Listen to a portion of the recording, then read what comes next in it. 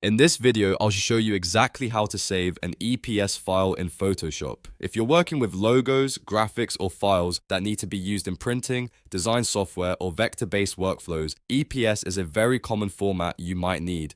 The good news is that saving an EPS file in Adobe Photoshop is quick and simple once you know where the option is located. I'll walk you through the exact steps so you can do it in seconds. And if you find this tutorial helpful, make sure to hit the like button and subscribe to the channel for more simple Photoshop guides just like this.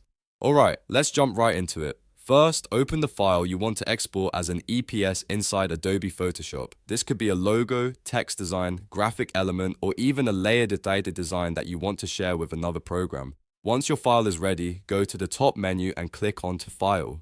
In the drop-down menu, look for the option called Save a Copy. This is the option used in newer versions of Photoshop when exporting certain file formats.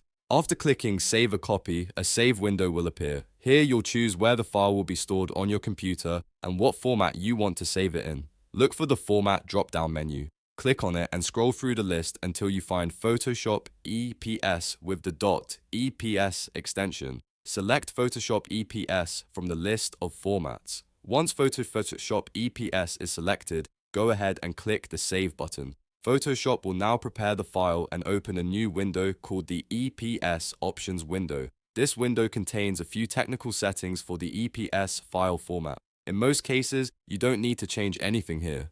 The default settings usually work perfectly for exporting logos, text designs, and graphic artwork. Simply review the options if you want and then click OK to confirm the export. Your file will now be saved as an EPS file.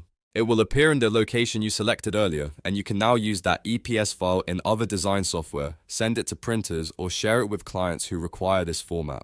One helpful thing to remember is that EPS files work best for logos, typography, and vector-style graphics. If you save a normal photograph as an EPS in Photoshop, it will still remain a raster image. In other words, it won't magically convert into a vector graphic.